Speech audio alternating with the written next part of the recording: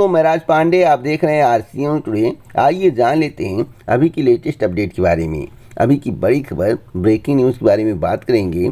पूरी खबर विस्तार से देंगे। सच को सच कहेंगे, झूठ को झूठ कहेंगे, न पक्ष न विपक्ष वल्ली निष्पक्ष। मेरा काम रहता है कि आप तक सही सटीक जानकारी पहुंचे। मैं अपने कर्तव्य का निर्वहन कर रहा हूं। हर एक जानकारी सही और सटीक निष्पक्षता के साथ आप तक पहुंचा रहा हूं। पूरी खबर को सुनने से पहले वीडियो को लाइक शेयर कर दें, क्योंकि इसी प्रकार की ऑथेंटिक जानकारी प्रतिदिन आपको मिलती है। तो चैनल को सब्सक्राइब करें, बेल आइकन दबाएं, ऑल पर सेलेक्ट करें। सबसे पहले मैं बात करूंगा, जल्द तैनात होगी यूपी एसएसएफ की 3 कंपनियां। 5037 पद सृजन करने की तैयारी। अगर ऐसा होता है तो भर्तियों की बौछार होना निश्चित है। मैं आपको बताना चाहता हूं कि उत्तर प्रदेश विशेष सुरक्षा बल की 3 कंपनियां जल्द ही ड्यूटी पर मुस्तैद दिखेंगी। इन कंपनियों की तैनाती कानपुर मेट्रो की सुरक्षा में की जाएगी। शासन ने 100 दिनों के अंदर इन कंपनियों की ट्रेनिंग पूरी करने का निर्देश दिया है। एक महत्वपूर्ण जानकारी यहाँ पर और लिखी हुई है। कहा गया है कि 5000 से ज़्यादा पदों का सृजन किया जाएगा। 5124 पदों का सृजन किया गया है। पहले चरण में लखनऊ, गोरखपुर, प्रयागराज, मथुरा व सहारनपुर में इसकी 5 वाहिनियों के लिए 5037 पदों पर सृजन किया गया है। लखनऊ में स्थापित इसके मुख्यालय के लिए 87 पद सृजित किए गए हैं। तो फिलहाल इस पर भर्ती होनी चाहिए, आज हो या कुछ महीनों बाद हो, लेकिन भर्ती होना निश्चित है। तो 5000 पदों पर भर्ती आपको देखने को मिल सकती है। अगर सरकार चाहेगी कि व्यवस्था चुस्त दुरुस्त हो तो बस भर्ती अवश्य करेगी।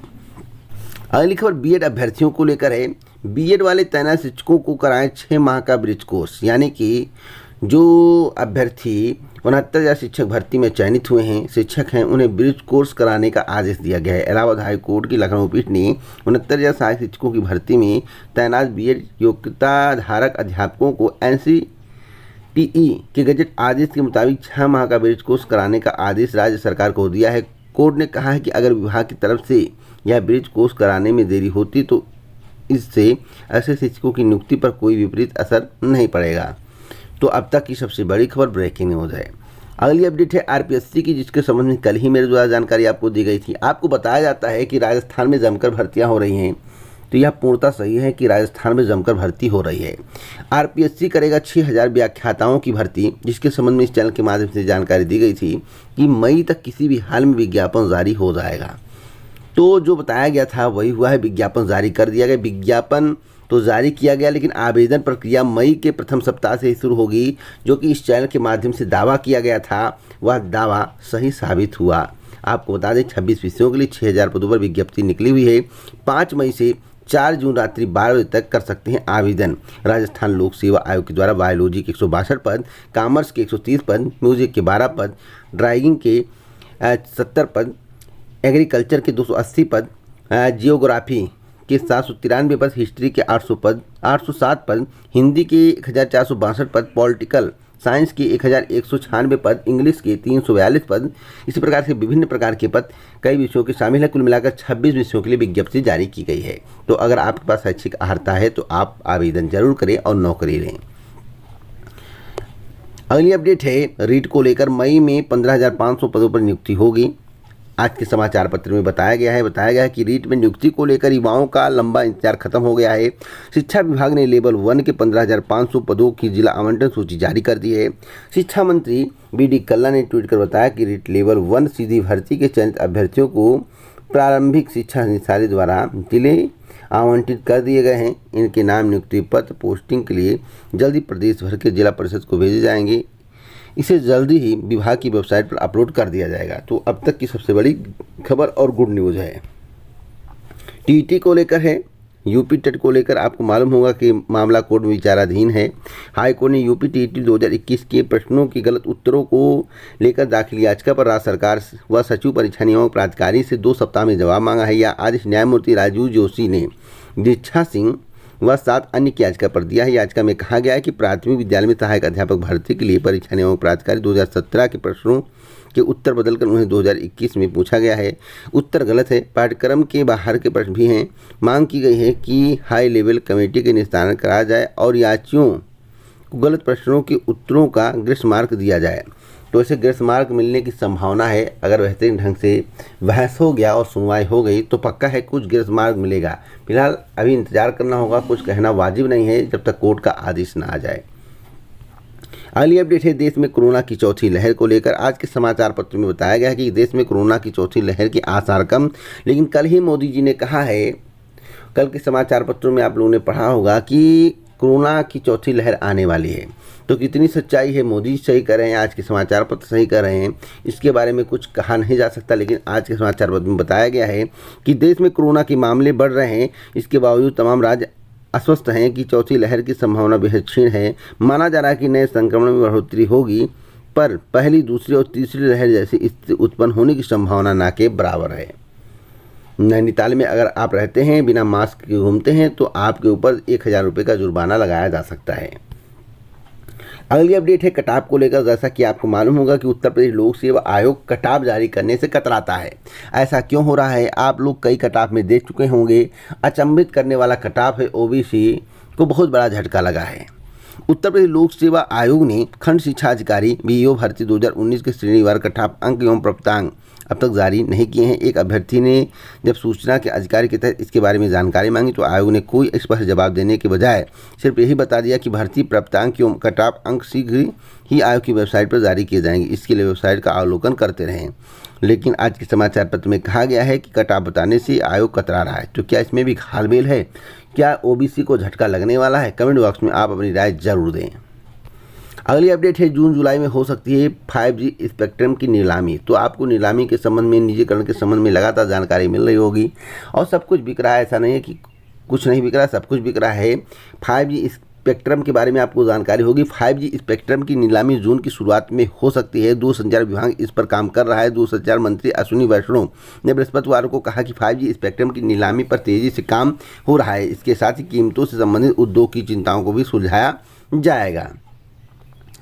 यहाँ पर 7.5 लाख करोड़ रुपए से अधिक की नीलामी की योजना है ट्राई की। अगली अपडेट है प्रचंड गर्मी में बिजली ने किया बेहाल। तो प्रचंड गर्मी में बिजली देना चाहिए सरकार को, लेकिन 10 घंटे की कटौती की जा रही है। गाँव में 10 घंटे तक हो रही है बिजली कटौती। शहरों का भी बुरा हाल है। 2500 मेगावाट क्षमता की इकाइयाँ अभी बंद हैं, नहीं संभल रहे हालात। तो वास्तव में बताएं कि वर्तमान सरकार ने जो वादा किया था बिजली को लेकर, वह वादा सही साबित होता नजर नहीं आ रहा। ग्रामीण क्षेत्रों में 18 घंटे बिजली, शहरों में 24 घंटे बिजली देने का वादा किया गया था, लेकिन ग्रामीण क्षेत्रों में भी स्थिति बहुत ही बद से बदतर है। रात में बिजली काट दी जाती है, नींद नहीं आता, गर्मी से आदमी बेहाल होता, बाहर इधर उधर घूमता रहता है। स्थिति बहुत ही दयनीय है। और रात में क्या, दिन में भी बिजली नहीं रहती। कुल मिलाकर 10 घंटे कटौती हो रही, 7 से 8 घंटे बिजली मिल रही है। आपके गांव में कितनी बिजली मिल रही है आप लोग कमेंट बॉक्स में ज़रूर बताइएगा। गर्मी में और बिजली मिलना चाहिए, तो गर्मी कह रहे हैं कि बिजली नहीं मिल पा रहा। लेकिन मैं आपको बता दूं कोयले की कमी है। कोयले की कमी क्यों है, इसका क्या रीज़न है, इसके बारे में आप लोगों को थोड़ा रिसर्च करना होगा गूगल पे। लेकिन मैं इतना बता सकता हूं कि इतनी कटौती कभी नहीं हुई थी। अगली अपडेट है पेट्रो उत्पाद को लेकर। पेट्रो उत्पाद कमाई का बड़ा जरिया है। आपको बता दें केंद्र सरकार पेट्रोलियम सेक्टर पर लगाती है 9 तरह के टैक्स। उत्पाद शुल्क के मद में वसूले गए टैक्स का 42% राज्यों को मिलता है। सेस के तौर पर लिए गए शुल्क में राज्यों को नहीं दिया जाता है कोई हिस्सा। तो अभी हाल ही में मोदी जी ने एक सभी से अपील की थी कि आप लोग जो है वैट को कम करिए, यानी कि राज्य से अपील किया कि वैट को कम करें। लेकिन सरकार पहले अपना वैट कम करे, जो केंद्र सरकार लगाती उस वैट को कम करें। साथ साथ बीजेपी की जहाँ जहाँ सरकार है वहाँ पर वैट कम होनी चाहिए। जब बीजेपी अपने राज्यों में जहाँ उसकी सरकार है, केंद्र में सरकार है, राज्य में भी सरकार, डबल इंजन की सरकार है, जब डबल इंजन वाले वैट को कम कर देंगे तो शर्म बस जो अदर राज्य वाले हैं, अदर पार्टी की जहाँ सत्ता है, वे अपने आप कम कर देंगे, नहीं तो उनका छीछे लेदर हो जाएगा। तो पहले केंद्र सरकार को कम करना चाहिए। बस केंद्र सरकार की जहाँ जहाँ सत्ता है उसको कम करना चाहिए, यानी कि डबल इंजन सरकार को पहले वैट कम करना चाहिए, उसके बाद अदर राज्य वाले मजबूरी में कम कर देंगे। वर्तमान की स्थिति बता दें, $100 प्रति बैरल कच्चा तेल चला गया है। इसके बाद 15.5 रुपये प्रति लीटर की दर से कृषि शुल्क और रोड और इंफ्रास्ट्रक्चर सेस वसूला जाता है। तो कई प्रकार के टैक्स लगाए जाते हैं और इस टैक्स से आम आदमी पर काफ़ी बोझ पड़ता है। तो सरकार को इसके बारे में सोचना चाहिए। सरकार केवल अपील करती है राज्यों से, सरकार खुद वह काम करे, वैट कम करे, पेट्रोल डीजल से जीएसटी में ले आए, उसके बाद अपने राज्यों से कहे, यानी कि जहां उसकी सरकार उससे कहे।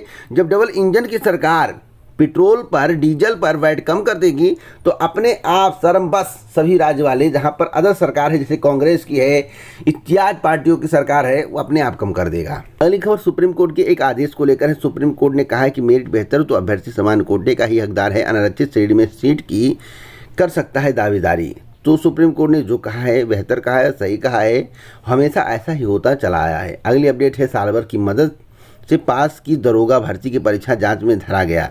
मैं आपको बताना चाहता हूँ दरोगा भर्ती में ऐसे कई मामले हैं, कुछ उजागर हो जाएंगे, कुछ उजागर नहीं हो पाएंगे, और इस भर्ती की जांच होनी चाहिए निष्पक्षता से।